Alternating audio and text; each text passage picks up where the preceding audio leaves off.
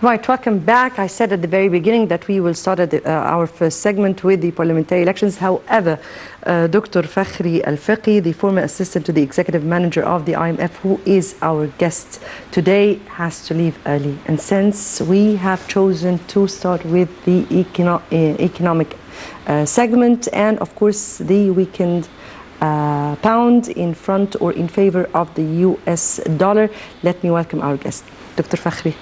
Good evening to you. Thank you very much. Yes. Before proceeding with our discussion, let me first have this report and the report on Egyptian pound steady at dollar sales stronger in parallel markets. Let's watch the report and we'll come back for discussion.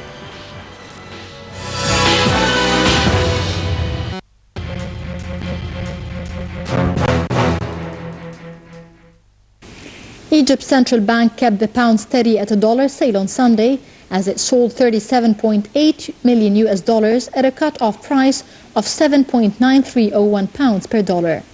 The pound strengthened, however, on the parallel market. The official cut-off price was unchanged from Thursday's dollar sale, but one trader said that the dollar changed hands at 8.25 pounds in the parallel market, lower than Thursday's rate of 8.5 pounds to the dollar. Egypt announced on Wednesday that Central Bank Governor Hisham Ramiz will be replaced by senior banker Tariq Amer in a move welcomed by traders who expect a new approach to help ease the country's currency crisis. Egypt has sought to tame a once thriving currency black market with measures such as a cap on dollar-dominated bank deposits. The central bank gave permission in January to trade dollars up to 0.10 pounds above or below the official rate, with Currency Exchange Bureau allowed to trade at 0.15 pounds above or below the official rate. The central bank kept the pound at 7.5301 for 5 months until July and then allowed it to slide to 7.7301. This month it let it weaken by another 0.20 pounds to 7.9301. Allowing the pound to weaken in a controlled way could boost exports and attract further investment, but it also raises Egypt's already large bill for imported fuel and food staples.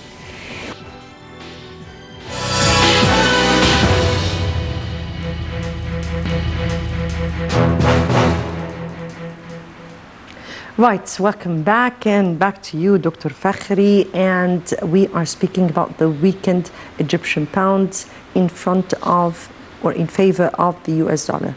First, how do you view, and that was of course made twice or 3 times during the very recent month. So how do you view that and why was that done in the first place? What is the repercussions of that? Let's start with how was that done in the first place? At the outset, let me convey a message to our viewers that the fundamentals of the Egyptian economy is sound and healthy. However, lately, since the foreign currency, especially the dollar, was show some scarcity in the official market, not in the parallel market. So normally Egypt receives average of $60 billion a year, comes from our export of $25 billion.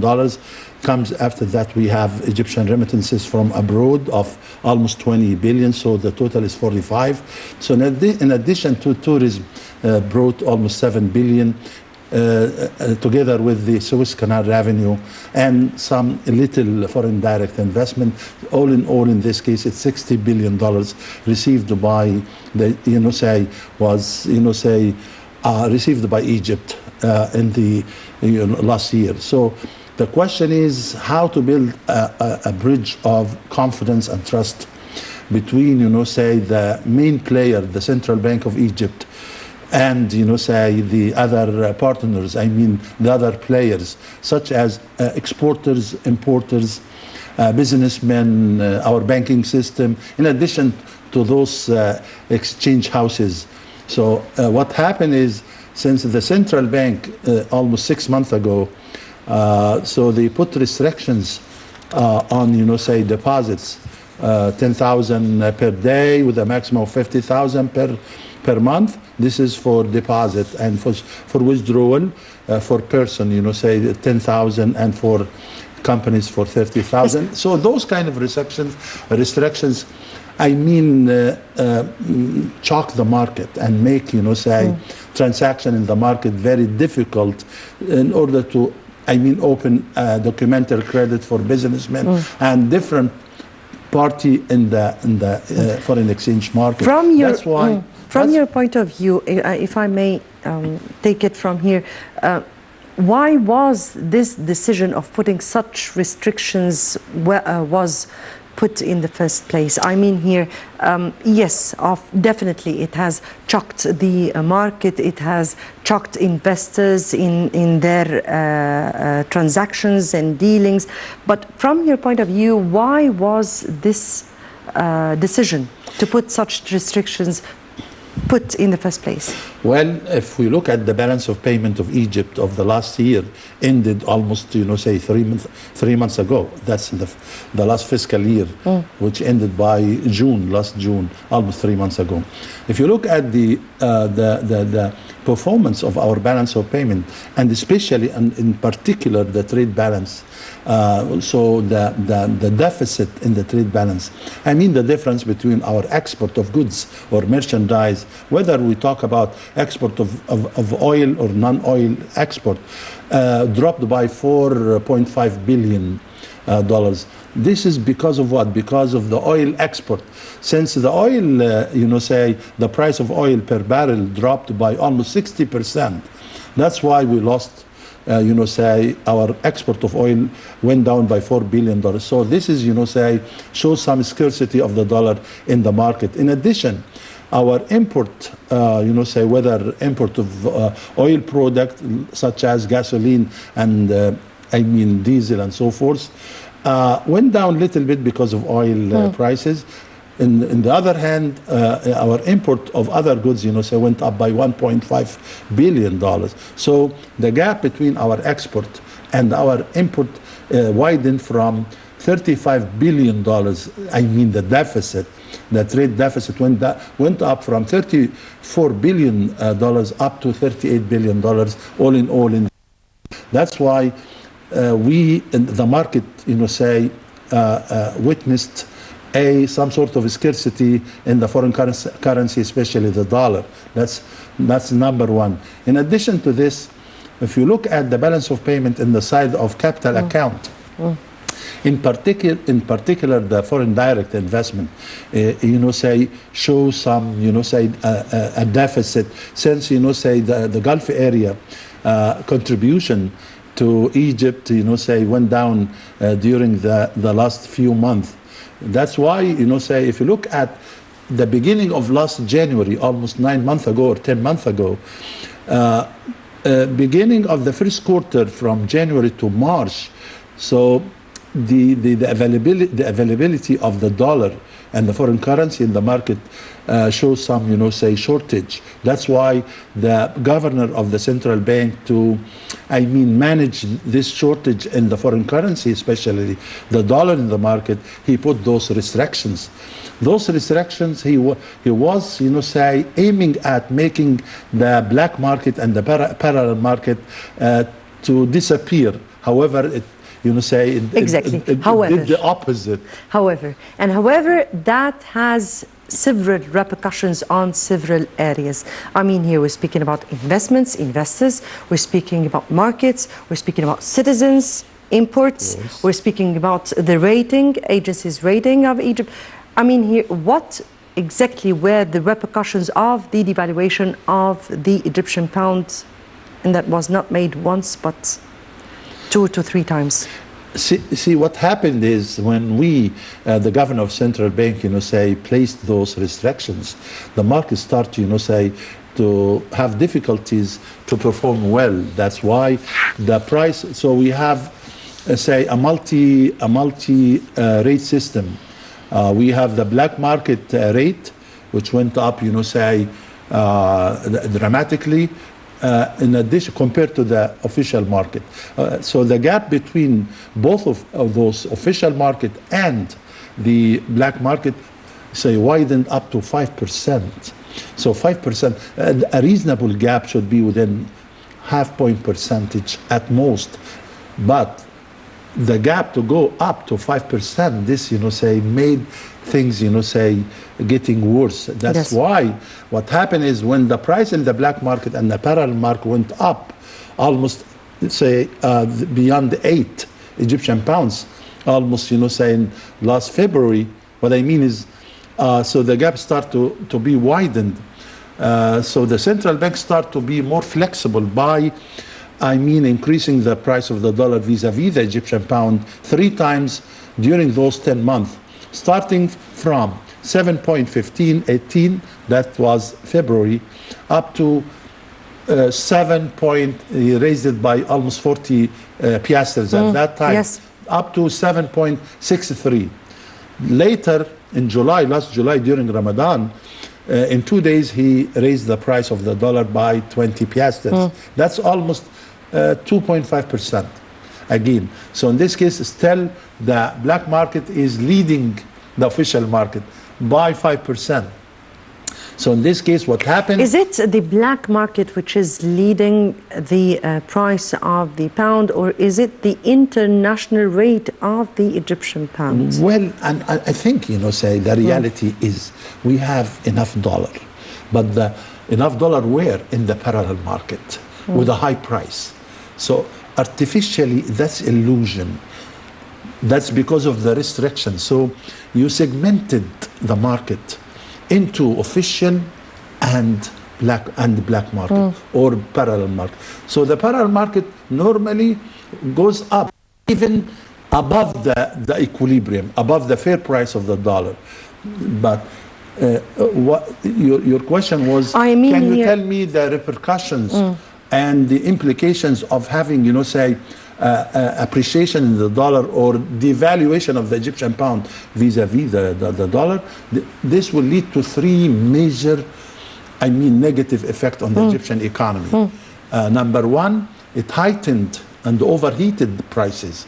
Inflation rate, fed the inflation rate. And we understand that when prices are up in general, poor people start to suffer, and it has social negative impact on the poor people and limited income people. That's number 1.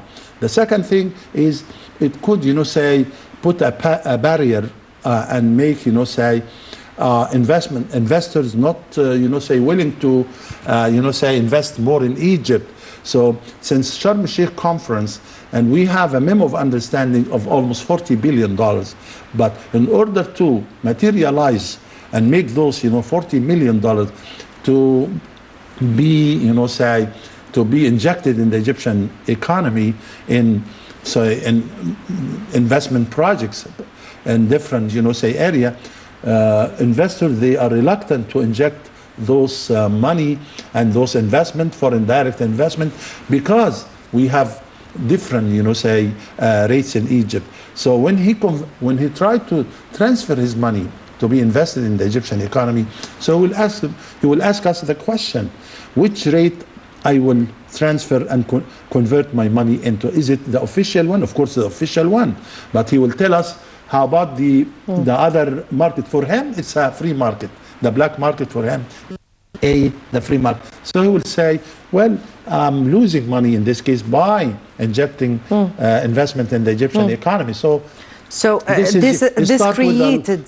yes, he started with a loss by converting his money into the Egyptian pound. So he will stop until we unify the exchange rate of the Egyptian pound with respect to foreign currency, especially the dollar. In addition to this one, we have a review of the credit rating agencies almost within the coming few months. If we have this, say, problem in the foreign exchange market, then it may affect our rating, which has become B. What I mean is B, which is stable. Well, they will not touch B. It will remain the same. But the outlook, they could downrate us from a positive into a stable, and from a stable into negative. So in this case, right now we are a positive outlook.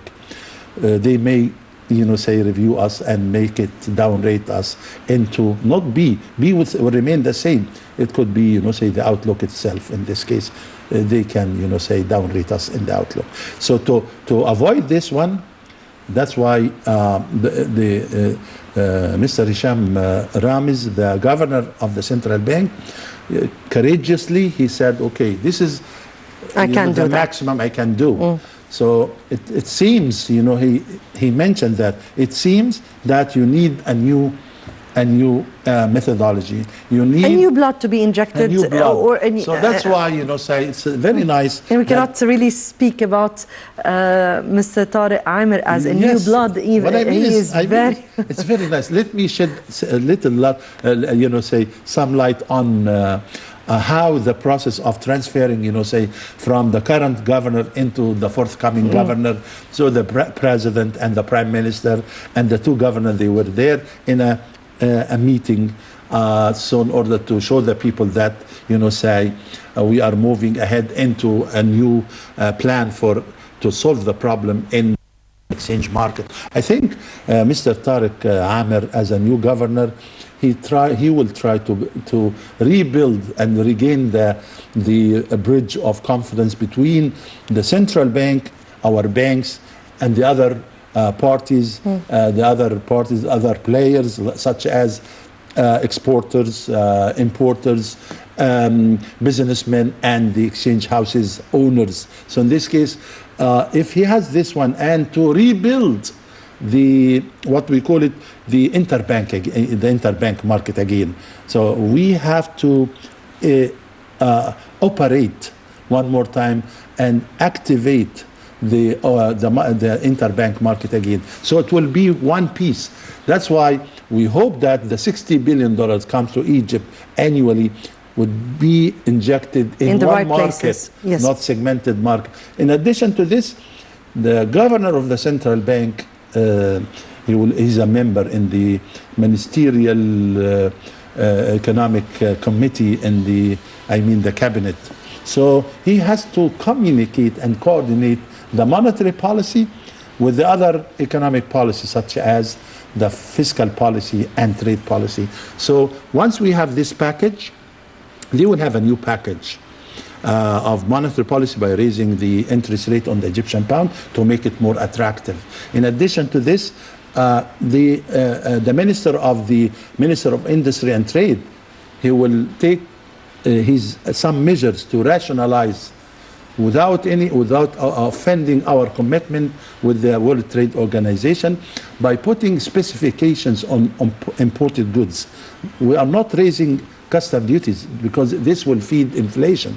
However, they will focus mainly on the economic specifications in the imported goods. So as any imported goods, say, has to abide by the rules of those new specifications. So this package, in addition to other measures, then the governor of the central bank, parallelly, he will eliminate those restrictions on deposits and withdrawal of the foreign currency in our banks. By doing this, gives a positive signal. If Mr. Tariq Amer, say follow this plan, I'm sure he's smart enough to do that. So my expectation that the dollar price with respect to the Egyptian pound could, by the end of this year, could be unified at $1 equals 8 Egyptian pounds. That's it. And I'm expecting that the visit of President Fakhry to United Arab Emirates, we have a financial package by the Gulf area, Saudi Arabia, Kuwait, and United Arab Emirates, of 6.5 billion. Yes. I'm sure, say President Fakhry will try to bring, say part of this one earlier. If he managed to do that, so the price of the dollar in the first quarter of 2016 could be little bit less than 8 Egyptian pounds per dollar. Yes, that's our hopes, and I guess that you've made a very briefing, or rather brief of recommendations. I guess a very ambitious plan, hopefully. Dr. Fakhry Al-Fekky, former assistant to the executive manager of the IMF, we thank you very much for joining us. My honor. Thank you very much. My pleasure. Now we move on with our second segment and the parliamentary elections. The run-off of the first phase taking place today as the first day for expats. Let's have a very short break and we'll come back for discussion.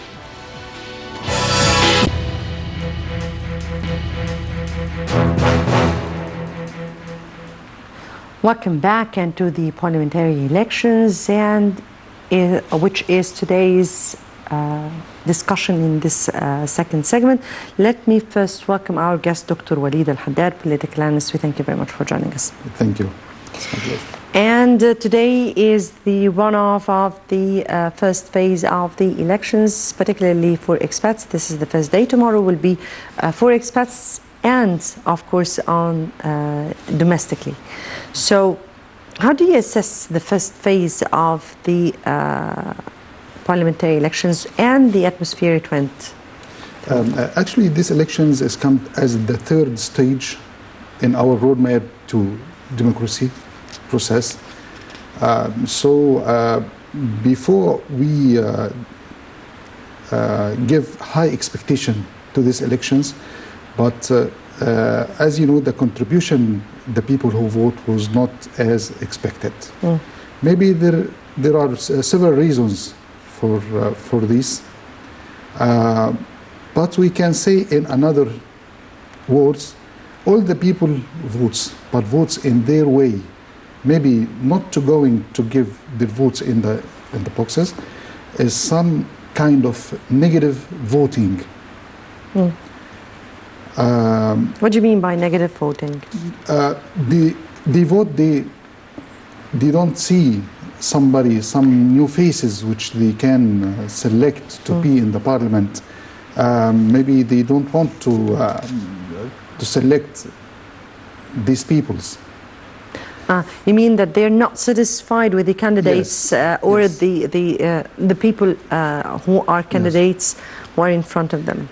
And also maybe it's some kind of... Because you really think that people are very much aware of much more than 2,200 and so candidates, and of all those who are included in all the lists that are there? Did they get the chance to know all their backgrounds and all their programs and all their plans for the future? Do you really think that the voters really had the time to know all that? I don't think so, but do you know, in some areas, maybe the voters know very well the persons in their areas. They know names. Maybe. And do you know, here in Egypt, I don't think it's about the program, my political issues or something like this. It may be about the families, and the power of voters. How can I get them or attract them? Not about political issues. And that is exactly what we wanted to change in these parliamentary elections. Yes.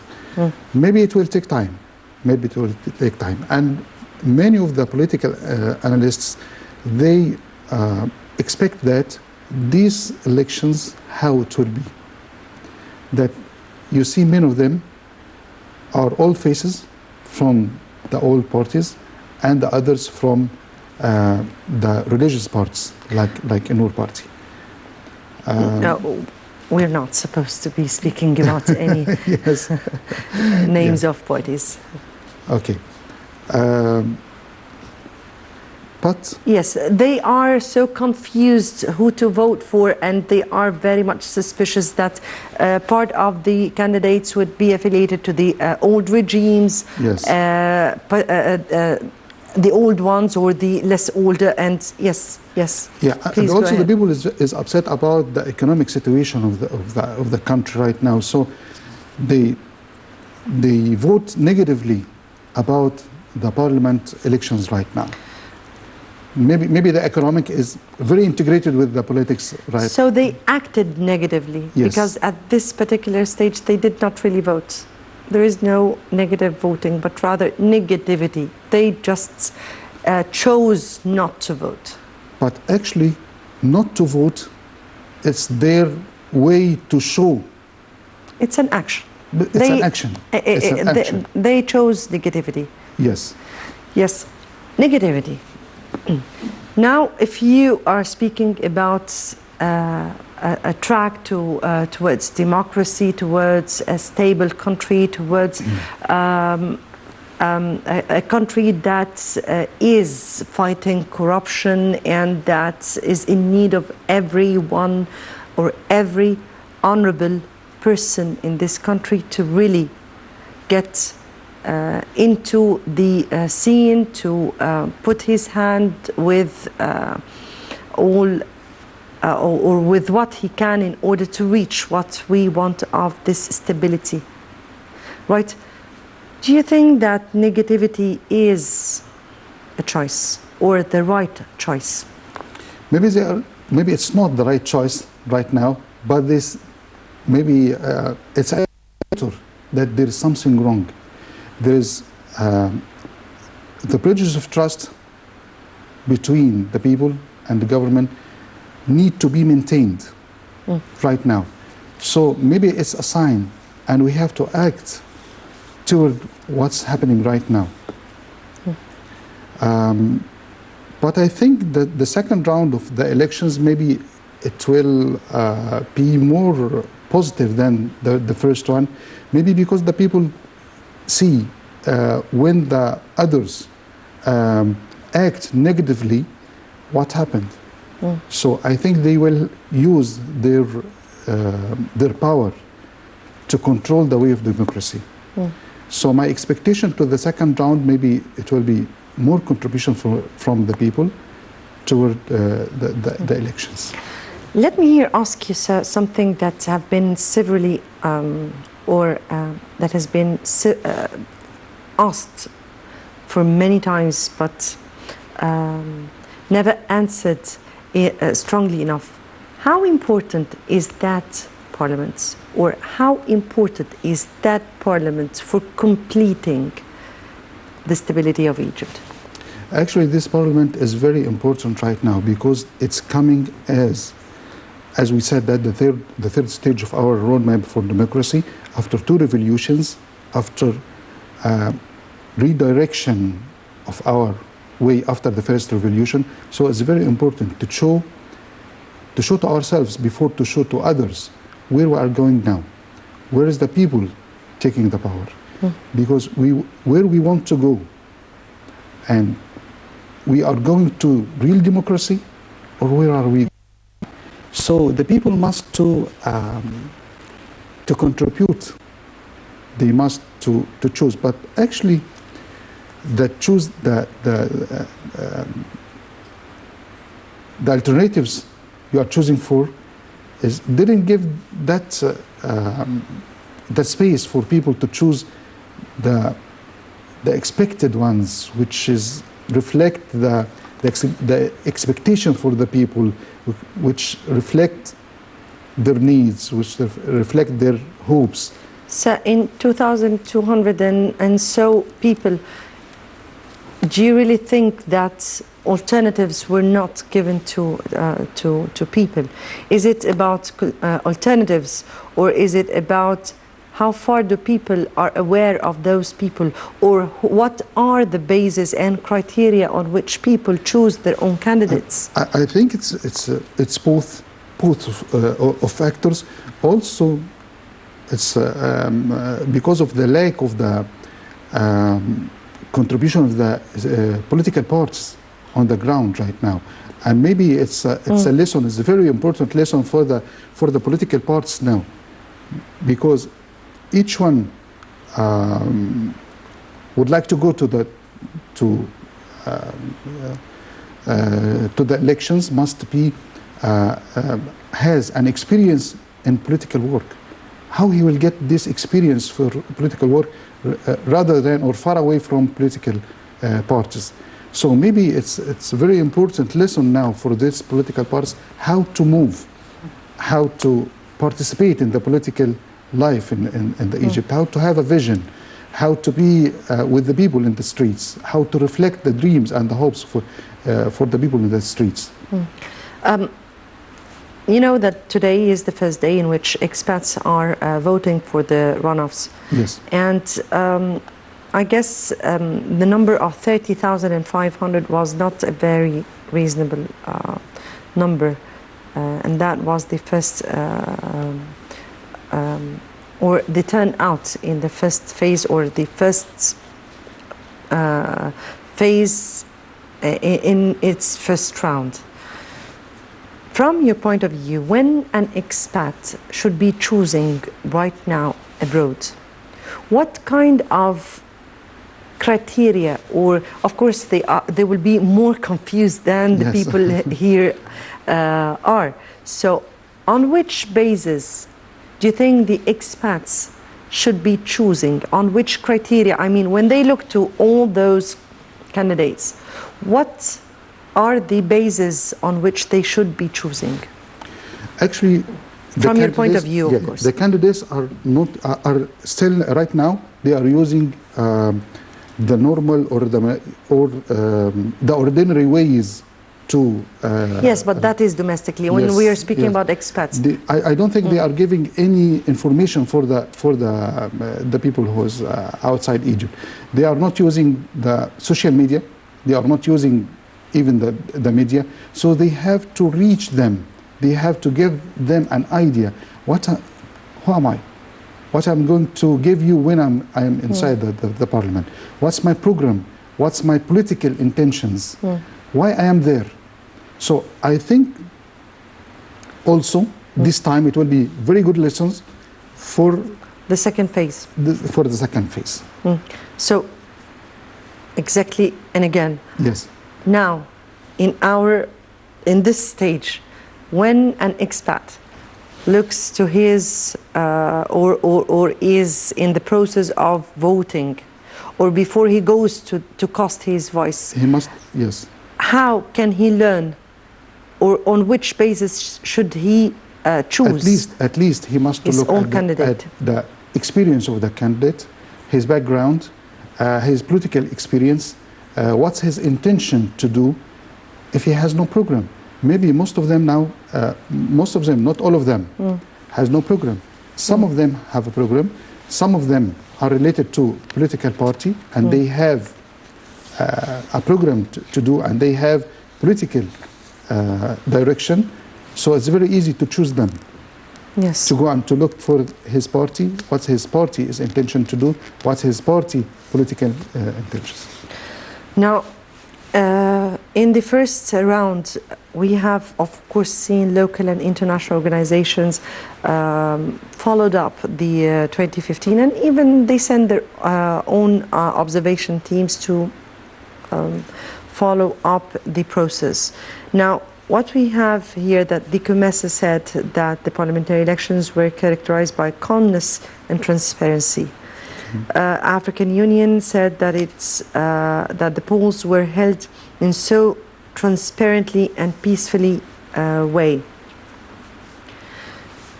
Yes, and it was so, because I had the honor of being one of in the coverage of those of several areas. Yeah, and that was the situation. Yes, calmness, peacefulness, and transparency.